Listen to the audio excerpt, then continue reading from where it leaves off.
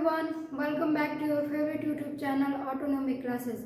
So friends, biology के इस series में आज हम पढ़ेंगे न्यूट्रिशन इन अमीबा, यानी कि अमीबा में किस तरह का न्यूट्रिशन होता है। इस न्यूट्रिशन को आज पढ़ेंगे हम लोग, जो कि एक होलोजोइक न्यूट्रिशन का एक एग्जाम्पल है, जिसको हमने पिछली वीडियो में चर्चा किया था कि होलोजोइक न्यूट्रिशन क्या होता है, जिसमें इसको हमने हेटरोट्रॉपिक न्यूट्रिशन में चर्चा किया था कि हेटरोट्रॉपिक न्यूट्रिशन में जो पहला जो टाइप होता है न्यूट्रिशन का वो होलोजोइक न्यूट्रिशन था।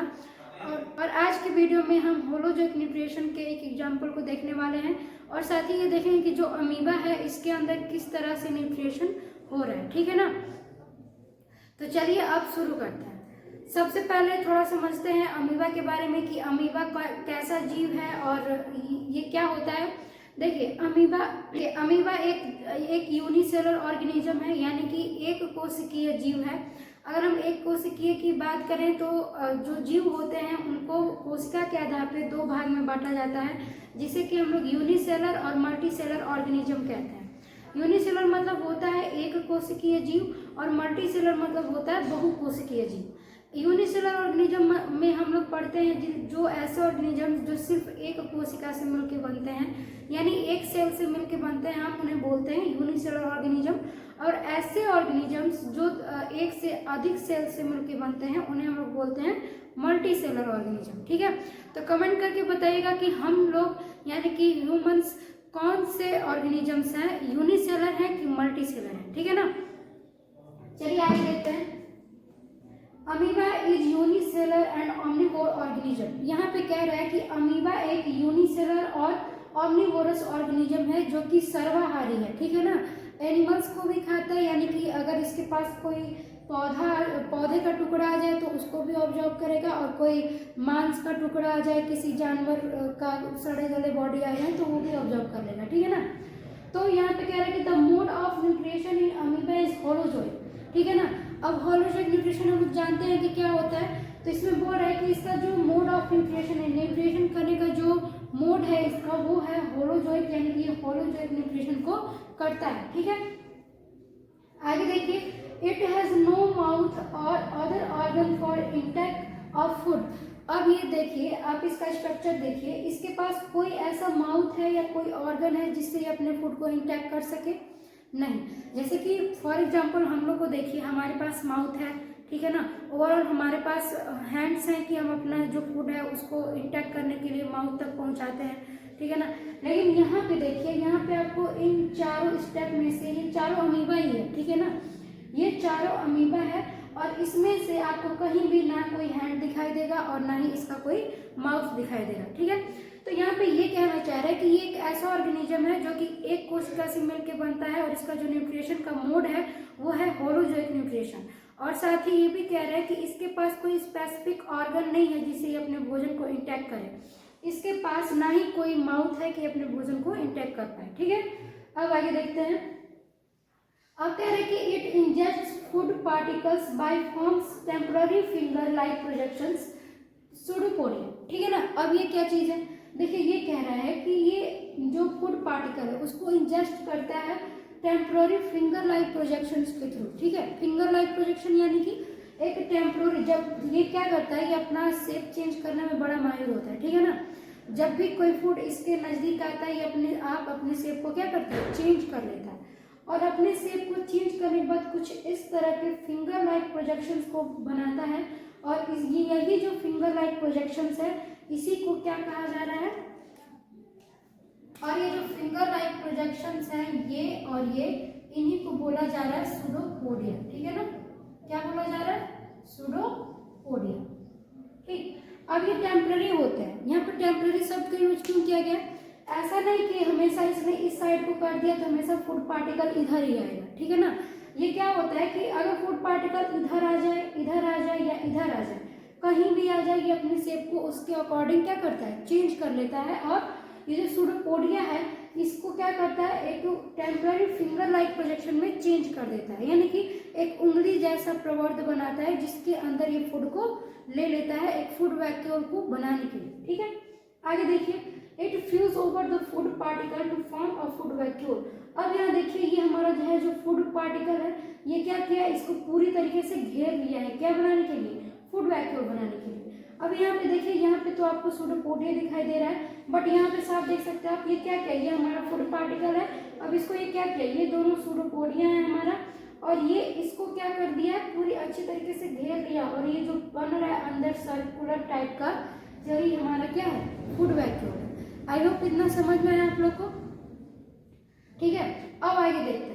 देखिए इसके जो प्रोसेस हैं ये 5 स्टेप में कंप्लीट होते हैं। तो जो ये इसके स्टेप है न्यूट्रिशन के, ये टोटल 5 1 2 3 4 5 यानी कि 5 स्टेप में कंप्लीट हो रहे हैं। अब देखिए हमने बात किया था इंजेक्शन का, कि किस तरीके से ये फूड को अंदर ले रहे हैं, यानी कि हम सीधा सीधा कह सकते हैं कि फूड को अंदर लेने की यानी कि इंटेक करने की प्रक्रिया को ही इंजेक्शन कहा जा रहा है, ठीक है ना। अब यहाँ पे देखिए ये हमारा अमीबा है, ये हमारा क्या है, ये हमारा अमीबा है, ठीक है ना। कौन है ये है हमारा अमीबा, और ये हमारा फूड पार्टिकल है, ये हमारा नहीं है, अमीबा का है, क्योंकि ये फूड पार्टिकल को हम नहीं अमीबा लेने वाला है, ओके। तो ये जो ब्लू कलर का आपको दिखाई दे रहा है ये न्यूक्लियस है, जिसको हिंदी में हम लोग बोलते हैं केंद्रक, ठीक। केंद्रक जो कि पूरी सेल को क्या करता है, कंट्रोल करके रखता है, ठीक है। तो ये ब्लू कलर का हमारा दिखाई दे रहा है न्यूक्लियस, और ये रेड कलर का हमारा फूड पार्टिकल, और ये जो आपको फिंगर लाइक प्रोजेक्शंस ये जो दिखाई दे रहा है ये है सूडोपोडिया, ठीक है ना। यानी कि सूडोपोडिया जो हम लोग यहाँ पे पढ़े, फिंगर लाइक प्रोजेक्शंस होता है फूड को इंटेक करने के लिए, ठीक है, क्योंकि इसके पास ना कोई माउथ होता है और ना ही कोई अदर ऑर्गन होता है, ओके। अब आगे देखिए, इसके बाद इंजेक्शन के बाद अमीबा ने क्या किया, फूड ले लिया, ठीक है। जैसे हम लोग क्या करते हैं, जब खाना खाना होता है तो पहले फूड लेते हैं अपने अंदर, ठीक है, यानी कि मान लीजिए कि मुंह में भोजन ले लिए, ठीक है।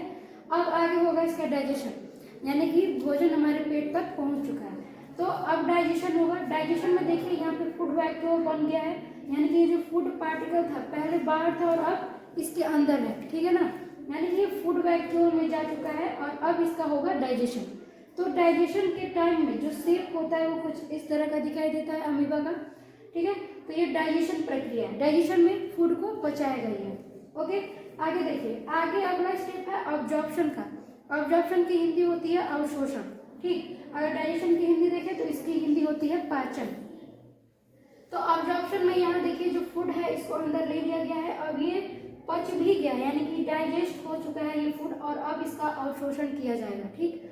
यानी कि ये जो फूड है इसके अंदर जो भी लिक्विड मटेरियल है उसको ऑब्जॉर्ब कर लेगा, कौन, अमीबा, ठीक है। तो ये न्यूक्लियस है हमारा, और यहाँ पे फूड का ऑब्जॉर्प्शन होगा, ये हमारा नेक्स्ट स्टेप था। तो ऑब्जॉर्प्शन की हिंदी होती है अवशोषण, और इसमें जो फूड में जो भी लिक्विड मटेरियल होगा, मिनरल्स होंगे, उसको ऑब्जॉर्ब कर लेगा अमीबा, ठीक है। अगला जो स्टेप है वो है एसिमिलेशन। एसिमिलेशन की अगर हिंदी देखें तो वो होती है स्वांगीकरण। तो स्वांगीकरण में क्या होता है कि जैसे कि अब भोजन ले लिया गया है, भोजन पच भी चुका है, और अब क्या हुआ है, भोजन को अवशोषित भी कर लिया गया, ठीक है। यानी कि अगला जो नेक्स्ट स्टेप होगा वो होगा प्रिपरेशन का, यानी कि अब क्या होगा, अमीबा की बॉडी ग्रोथ करेगी या डेवलपमेंट करेगी, और ये जो फूड है इससे एनर्जी प्राप्त करेगी, ठीक है ना। यानी कि ओवरऑल यहाँ पर ये जो स्टेप है एसिमिलेशन, इसमें क्या हो रहा है कि फूड को पूरी तरह से यूटिलाइज कर लिया जा रहा है, ठीक है। अगला स्टेप देखिए एगेशन, ये लास्ट स्टेप है न्यूट्रिशन का अमीबा में, ठीक है ना। यहाँ पे क्या होगा कि ये जो अमीबा है ये जो इसके अंदर अब वेस्ट मटेरियल है उसको निकालेगा भी तो, यानी कि इसका निष्कासन भी तो करेगा। फॉर एग्जाम्पल जैसे हम लोग भोजन करते हैं तो हम अब भोजन करने के बाद जब भोजन पच जाता है, भोजन का एसिमिलेशन हो जाता है, और जब भोजन को अच्छी तरह से ऑब्जॉर्ब कर लिया जाता है तो वेस्ट मटेरियल को हम लोग क्या करते हैं, बाहर निकाल देते हैं। उसी तरीके से ये भी करेगा, ठीक है ना, एजेशन करेगा। तो एजेशन की हिंदी क्या होती है, एजेशन की हिंदी होती है निष्कासन, ठीक। क्या होती है, निष्कासन। निष्कासन मतलब होता है बाहर निकालना, ठीक है। तो यहाँ पे एजेशन की हिंदी निष्कासन। तो निष्कासन में अब यहाँ पे देखिए क्या हो रहा है, यहाँ से यहाँ पर इसका खुल गया, थोड़ा सा मुंह क्या हुआ, खुल गया, इसका शेप चेंज हो गया। आप एक चीज नोटिस करो, यहाँ पे इसका शेप कुछ और था, यहाँ पे इसका शेप कुछ और है, और यहाँ पे इसका शेप कुछ और है, और अब यहाँ पे इसका शेप कुछ और है, क्योंकि अब ये जो फूड का वेस्ट मटेरियल है इसको क्या करेगा, रिमूव करेगा। Undigested food is removed here, okay. यानी कि यहाँ पे जो अनडाइजेस्टेड फूड है वो रिमूव हो जाएंगे पूरी तरीके से, और जो हमारा अमीबा है इसका न्यूट्रिशन पूरी तरीके से कंप्लीट हो जाएगा, ठीक है।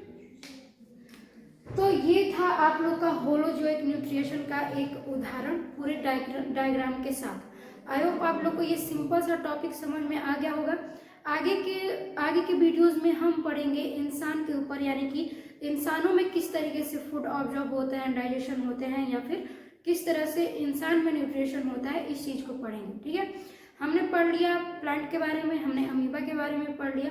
अब हम अपने ऊपर पढ़ेंगे, यानी कि ह्यूमंस के ऊपर पढ़ेंगे कि किस तरह से ह्यूमंस में फूड को यूटिलाइज किया जाता है, ठीक है।